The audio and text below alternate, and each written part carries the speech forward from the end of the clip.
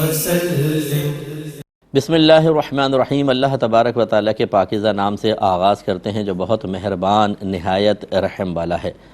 درس بخاری کا سلسلہ جاری و ساری ہے، اور پچھلے پروگرام میں ہم نے باب پر کلام کیا تھا۔ اب اس سے متعلقہ احادیث کی طرف آتے ہیں۔ حدیث نمبر ہے 2414۔ حضرت ابن عمر رضی اللہ تعالی عنہما اس کے راوی ہیں۔ وہ فرماتے ہیں کہ ایک شخص کو خرید و فروخت میں دھوکہ دیا جاتا تھا، تو اس نے نبی کریم صلی اللہ علیہ وسلم سے یہ بات عرض کی، تو سرکار نے فرمایا کہ جب تم خرید و فروخت کیا کرو تو کہہ دیا کرو کہ کوئی دھوکہ نہیں ہوگا۔ تو پھر وہ اسی طرح کہہ دیا کرتے تھے۔ یعنی اب نبی کریم نے خاص ان کو یہ الفاظ تلقین کر دیے کہ آپ یہ الفاظ کہیں، اور یقیناً ان کی تاثیر پھر ایسی ہوگی کہ جب وہ شخص یہ کہتا ہوگا تو سامنے والا دھوکہ دیتے ہوئے بھی سوچتا ہوگا یار نبی کریم نے اس کو الفاظ کہیں، ہمیں اس کو دھوکہ نہیں دینا چاہیے۔ اچھا، دھوکہ معاذ اللہ یہ نہیں ہے کہ کوئی وہاں کے صحابی کوئی دھوکہ دیتے ہوں گے، بلکہ یہ باہر سے قافلے آتے تھے، جب خرید و فروخت ہوتی تھی تو وہ لوگ اس طریقے سے یعنی سستا مال مہنگا کر کے دے دیا، اور جس کو اتنا شعور حاصل نہیں ہے وہ بیچارہ نقصان کا شکار کہ خرید لیا، اب جب بیچنے گیا تو وہ اتنی قیمت نہ ملے، تو یہ نبی کریم صلی اللہ علیہ وسلم نے تلقین فرمائی۔ تو پہلی بات تو یہ ہے کہ صحابہ کرام علیہم الرضوان اپنے معاملات بارگاہ رسالت میں پیش کیا کرتے تھے۔ خرید و فروخت کا معاملہ ہے، دھوکہ ہو رہا ہے تو آ کے کہہ دیا رسول اللہ مجھے دھوکہ دے دیتے ہیں۔ تو اس کا مطلب یہ ہوا جو بڑے لوگ ہوتے ہیں، جو صاحب معاملہ ہوتے ہیں، صاحب علم ہوتے ہیں، صاحب تقوی ہوتے ہیں، ان کے پاس اپنے مسائل لے کے جانا، اپنی پرابلمز ذکر کرنا اور ان سے ان کا حل دریافت کرنا، یہ ہمارے اکابرین کا طریقہ رہا ہے۔ اب وہ چیز ختم ہو گئی ہے۔ اب ہم چلیں، میں دین کی بات نہیں کرتا ہوں، میں دنیا کی بات ہی کر لیتا ہوں۔ ہم بعض اوقات جو خاص فیلڈ کا آدمی ہے اس میں ماہر، اس سے مشورہ نہیں کرتے ہیں، عام لوگوں سے مشورہ کر رہے ہوتے ہیں، اور اس سے ہم غلطیوں میں مبتلا ہوتے ہیں، ناانصافی کر بیٹھتے ہیں۔ ہونا یہ چاہیے کہ جس فیلڈ کے بارے میں، جس بھی شعبہ ہے زندگی کے بارے میں آپ مشورہ چاہتے ہیں، اس کے ماہر لوگوں سے آپ مشورہ کریں۔ پہلے پتہ کریں کہ اس کا اچھے لوگ کون ہیں، کون اس فیلڈ کے ماہر ہیں، پھر ان کے پاس جا کر کریں۔ اگر آپ نے کوئی کیس آپ نے لڑوانا ہے تو پھر مشورہ کریں اچھا وکیل کون ہے، کون اس کیس کو اچھی طرح انداز سے لڑ سکتا ہے، پھر اس کے پاس جائیں۔ اگر آپ ڈاکٹرز کے پاس جانا چاہتے ہیں خاص، تو پھر پہلے مشورہ کریں پھر جائیں، اور صحیح لوگوں سے مشورہ کر کے پہلے صحیح ڈاکٹر کے پاس جا کے اس سے مشاورت وغیرہ کریں، ایسی کوئی حکیم کا انتخاب کرنا ہے اور دیگر۔ لیکن ہمارے یہاں نہیں ہوتا۔ اسی طرح عاملین جو ہوتے ہیں، ہر عامل کے پاس ہماری عورتیں پہنچ جاتی ہیں، بس ماسی نے چابی بھر دی، بھاجی آپ کو ایک عامل کا بتاؤں ایسا عمل کرتا ہے کہ میرا شوہر تو اب بالکل میرے سامنے بھیگی بلی بنا ہوا ہے۔ ایک دم وہ بہن کو تصور میں جیسے کارٹونوں میں دکھاتے ہیں نا، ایسا لگتا ہے کہ شوہر اٹھک بیٹھک کر رہا ہے، کان پکڑ کے مرغا بنا ہوا ہے، ایک دم عالم ہوش میں آتی ہے، جلدی بتا مجھے فوراً کہ اتنا بہترین وظیفہ بتانے والا۔ اب یہ نہیں پتا کہ وہ گندے عملیات کرنے والے ہوتے ہیں، کلمات کفر و شرک کہنے والے ہوتے ہیں۔ اس طرح کی مشاورت سے جب ہماری بہنیں وہاں پہنچتی ہیں تو یاد رکھیں کہ جیسے ہی آپ کوئی معاذ اللہ شرکیہ کلمات پر مشتمل چیز کے بارے میں کہیں گے کہ جی کوئی عمل کریں، ایسا کریں، جیسے وہ شروع ہوگا آپ بھی کافر ہو جائیں گے، اور وہ تو ہے ہی خیر غیر مسلم، خالی ہے اس سے۔ تو بہت سے لوگ غیر مسلمین کے بارے میں کویسچن کرتے ہیں۔ بھی میرے پاس ایک ایسا مسئلہ آیا کہ جی وہ کچھ بیماری ہو گئی ہے، ڈاکٹر کہتے ہیں آپریشن، لیکن ہمیں کسی نے بتایا غیر مسلم اس کا علاج کرتا ہے اور اس کے عبادت خانے میں جانا ہوگا۔ میں نے کہا خدا کا خوف کرو، ڈاکٹر جو کہہ رہے ہیں وہی کرو، ایمان کا مسئلہ، ایمان ضائع ہو جائے تو خلاصہ کلام یہ ہے کہ یہ تو یہ اسی طریقے سے اب دینی معاملات ہیں۔ دینی معاملات کے اندر بھی یاد رکھیے کہ آپ کو جو واقعی صاحب الرائے ہے اور صاحب منصب ہے اس سے جا کر معلوم کرنا چاہیے۔ اب ہمارے لوگوں کو کچھ نہیں پتہ اپنے دین کے بارے میں، ہر داڑھی والا ان کو لگتا ہے کہ صاحب علم ہے۔ بھائی مسجد کے اندر ایک خادم ہوتے ہیں جو مسجد کی خدمت کر رہے ہیں، صفائی وغیرہ کر رہے ہیں، اس کی بھی داڑھی ہے، مؤذن صاحب کی بھی داڑھی ہے، امام صاحب کی بھی داڑھی ہے، جو خطیب صاحب آ کے تقریر کرتے ہیں، جمعہ پڑھاتے ہیں، ان کی بھی داڑھی ہے، کمیٹی والوں کی بھی داڑھی ہے۔ تو کیا سب داڑھی والے برابر ہو گئے؟ ایسا نہیں ہوتا ہے۔ اسی طرح حفاظ قرآن کی داڑھی ہوتی ہے، تو کیا داڑھی کی وجہ سے وہ بھی صاحب علم ہو گئے؟ تو اس کا مطلب مؤذن اور وہ سب برابر ہو گئے؟ یہ سارے کے سارے ایسا نہیں ہوتا ہے۔ اب آپ نے جب کوئی فتویٰ معلوم کرنا ہوتا ہے، ہم مسجد میں جاتے ہیں، داڑھی والے کو دیکھ کے مسئلہ معلوم کر لیتے ہیں، ایسا نہیں ہوتا۔ یاد رکھیں کہ مسئلہ ہمیشہ مفتی سے معلوم کرنا ہوتا ہے، اور مسئلے کی نوعیت بھی دو طرح کی ہوتی ہے۔ بعض مسائل ایسے ہوتے ہیں جو قدیم مسائل ہیں، نماز کے بارے میں پوچھنا ہے، سنتوں رکعتوں کے بارے میں، روزے کے بارے میں، حج کے بارے میں، یہ تو ہر مفتی تقریباً جانتے ہیں اور بتا دیں گے انشاءاللہ، نہیں بھی ذہن میں ہوگا تو کتاب سے دیکھ کے بتا دیں گے۔ اور ایک ہوتا ہے جدید مسائل، آپ ایک نیا مسئلہ ہے، آپ کو بلڈ کے بارے میں کوئی مسئلہ معلوم کرنا ہے، اعضا کی ڈونیشن کے بارے میں کرنا ہے، کوئی مطلب ٹیسٹ ٹیوب بیبی وغیرہ کے بارے میں، اسی طریقے سے انٹرنیٹ پہ ٹریڈنگ وغیرہ کے بارے میں کوئی خاص مخصوص نوعیت کی جو ٹریڈ آپ کر رہے ہیں اس کے بارے میں مسئلہ معلوم کرنا ہے، اس کے لیے مفتی مجتہد چاہیے۔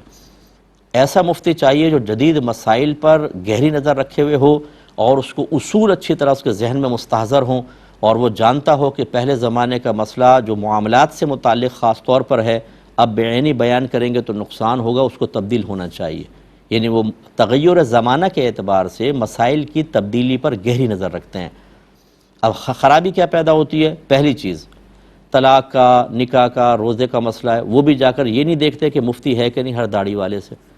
ایک خاتون نے مجھے بتایا، وہ انہوں نے کہا میرے شوہر نے 3 طلاقیں دیں تو میری ساس مسجد میں پہنچ گئیں، وہاں کوئی مل گئے ہوں گے داڑھی والے صاحب، ان سے پوچھا کہ جی میرے بیٹے نے 3 طلاقیں دے دی ہیں، اب میں کیا کروں؟ انہوں نے کہا تم ایسا کرو 60 مسکینوں کو کھانا کھلا دو، ساری طلاقیں ختم ہو جائیں گی۔ وہ ساس صاحبہ گئیں، 60 مسکینوں کو کھانا کھلایا، ان کے گھر پہنچ گئیں۔ لڑکی کہتی ہے میری ماں باپ سے کہا بھائی ہم نے کفارہ ادا کر لیا، مولوی صاحب سے معلوم کر لیا تھا، بیٹی کو بھیج دو، بھیج دیا۔ اب 3 طلاق کے بعد کھانا وغیرہ کھلا کے کفارے کا کوئی شرعی تصور نہیں ہے، حلالہ کے بعد ہی ہو سکتا ہے۔ وہ لے گئیں، بیٹے کے ساتھ رہنا شروع کر دیا، رکھ دیا اس کو۔ زنا خالص، پیدا ہونے والے بچے ولد الزنا جس کا باپ سے نسب ثابت نہیں ہوگا، 3 طلاق کے بعد ہی۔ اب یہ کیا ہوا؟ تو ہم یہی کرتے ہیں، بس ہر داڑھی والے کو سمجھتے ہیں وہ صاحب علم ہے، پہلے معلوم کریں وہ مفتی بھی ہیں کہ نہیں ہیں، اس کے بعد ان سے مسئلہ معلوم کریں۔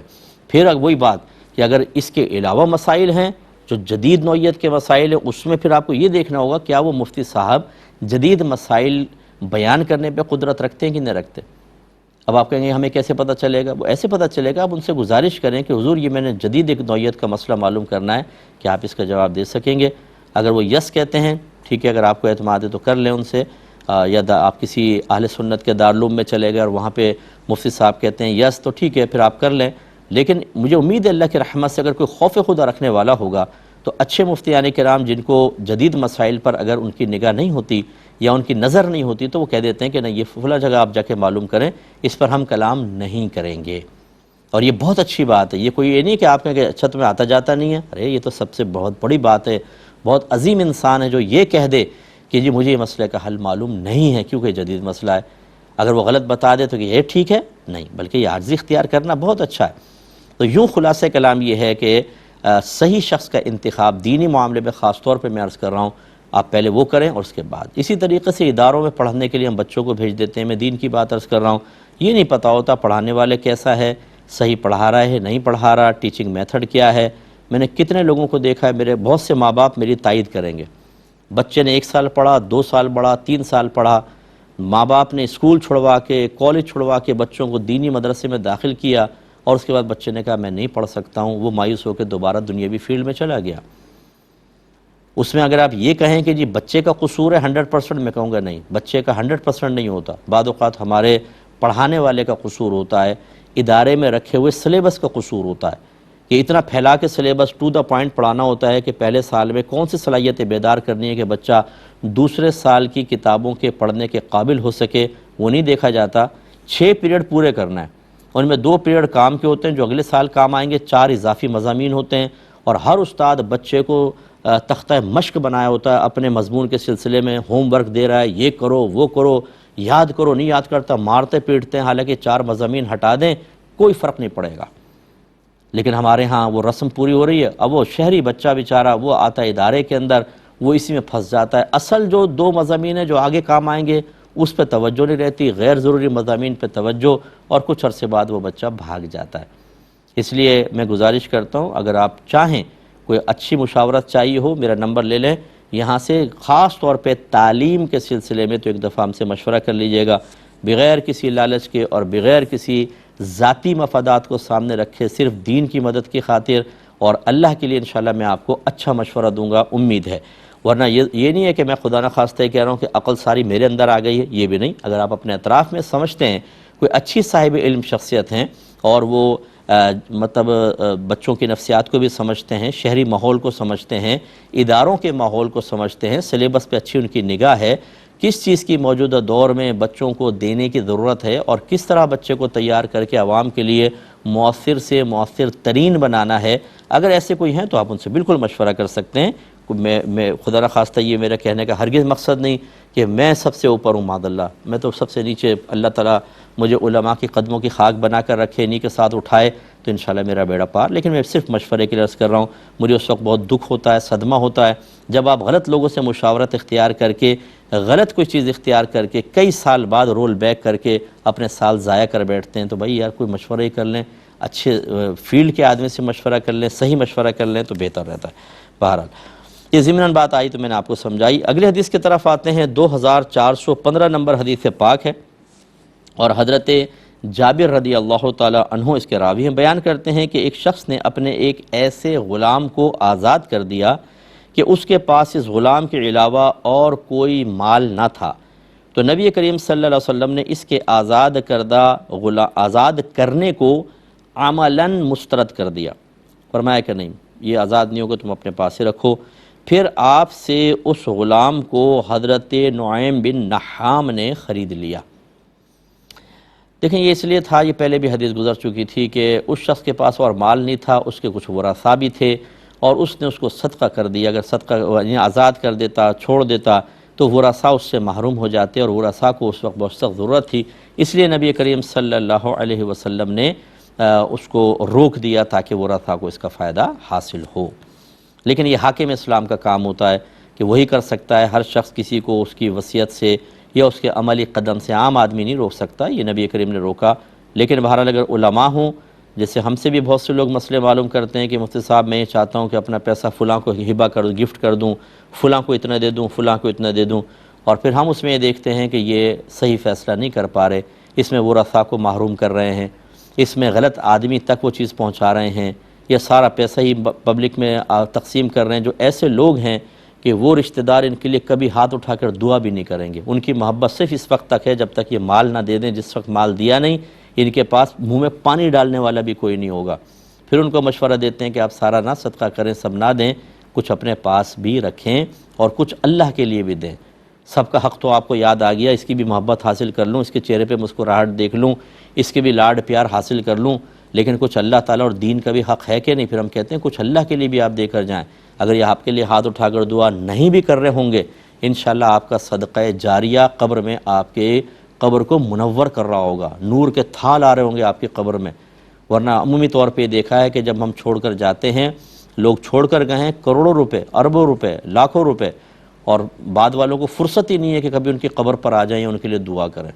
یہ کبھی سال میں ایک دفعہ آئے، وہ پھول پتی سے ڈالی، پانی سے دھلوایا اپنے نوکر سے اور غائب ہو گئے، پورے سال پھر ہوش نہیں رہتا۔ اس لیے اللہ کے لیے بھی ہونا چاہیے۔ تو خلاصہ کلام ہے کہ اس طرح مشورہ لے لینا چاہیے۔ اگلے باب کی طرف آتے ہیں، باب کلام الخصومی بعضهم فی بعض، بعض مخالف فریقوں کا ایک دوسرے سے کلام کرنا، اس کا باب۔ اس میں دو حدیثیں امام بخاری نے ایک ہی جگہ، یعنی دو سندیں تھیں، حدیث ایک تھی تو دو کو ایک جگہ جمع کیا، تو 2416 اور 2417 نمبر حدیث پاک ہے جو یہاں ذکر کی گئی۔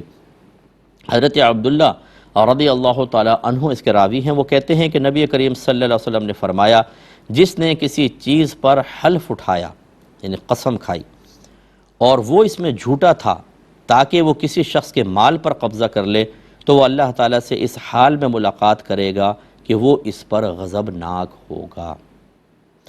اشعث جو ایک راوی ہیں پیچھے، وہ کہتے ہیں کہ اللہ کی قسم آپ کا یہ ارشاد میرے متعلق ہے۔ کیوں؟ کہتے ہیں میرے اور ایک یہودی کے درمیان ایک زمین کا جھگڑا تھا، تو میں اس کو نبی کریم صلی اللہ علیہ وسلم کے پاس لے گیا، تو رحمت کونین صلی اللہ علیہ وسلم نے مجھ سے فرمایا، کیا تمہارے پاس گواہ ہیں؟ میں نے عرض کی نہیں۔ پھر آپ نے یہودی سے فرمایا کہ تم قسم اٹھا لو، حلف اٹھاؤ۔ میں نے فوراً عرض کیا، رسول اللہ یہ تو حلف اٹھا لے گا اور میرا مال لے جائے گا، یعنی جھوٹا آدمی جھوٹا حلف اٹھا لے گا، اتنا ایسا یہ بدتمیز آدمی ہے، یہ حلف اٹھایا تو میں تو زمین سے محروم ہو جاؤں گا۔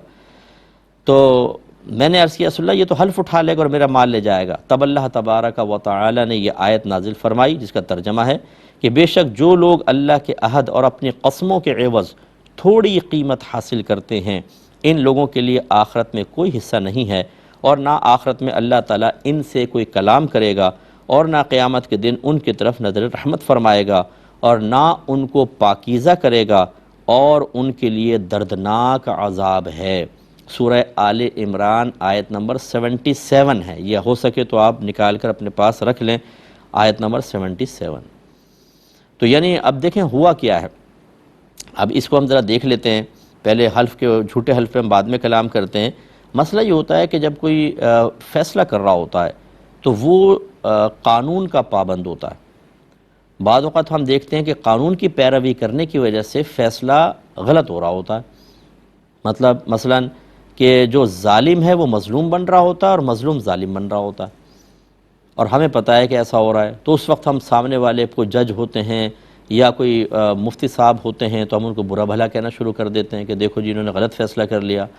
میری اس بات کو اچھی طرح سمجھیے گا، جب ایک منصف ہوتا ہے نا، وہ اپنی معلومات پر، غیب پر یا وہ ذائچوں پر اپنے فیصلے کی بنیاد نہیں رکھتا، وہ شرعی تقاضے کو پورا کرتا ہے۔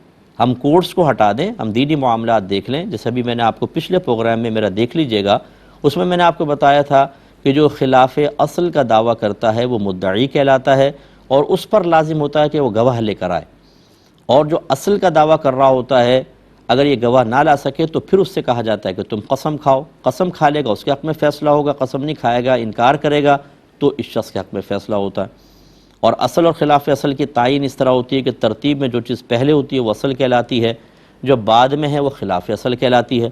جیسے ہم سب، میں پاکستان کی بات نہیں کر رہا ہوں ویسے، کہ ہم سب غیر مقروض پیدا ہوتے ہیں، ہم پہ قرضہ تو نہیں ہوتا، پھر بعد میں ہم قرضہ لیتے ہیں۔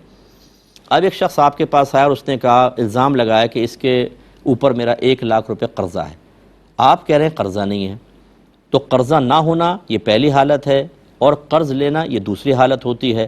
آپ دعویٰ کر رہے ہیں مجھ پہ قرضہ نہیں ہے، تو آپ پہلی حالت کا دعویٰ کر رہے ہیں، جو پہلی حالت اصل کہلاتی ہے، تو آپ اصل کا دعویٰ کر رہے ہیں، اور جو اصل کا دعویٰ کرتا ہے اس کو مدعا علیہ کہتے ہیں۔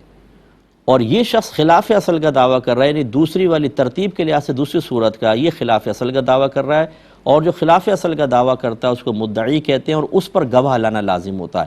لہٰذا اس سے کہا جائے گا تم گواہ پیش کرو، پیش کر دے گا تو آپ کو دینا ہوگا، اور اگر وہ گواہ پیش نہیں کر سکتا تو پھر آپ سے کہا جائے گا قسم کھاؤ کہ آپ پر اس کا کوئی قرضہ نہیں۔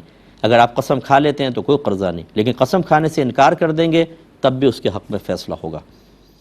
تو اب یہ صورتحال ہے۔ اب دیکھیے ایک عالم صاحب بیٹھے ہوئے ہیں، دو لوگ اپنا جھگڑا لے کر آئے، ایک شخص نے اصل کا دعویٰ کیا، ایک نے خلاف اصل کا۔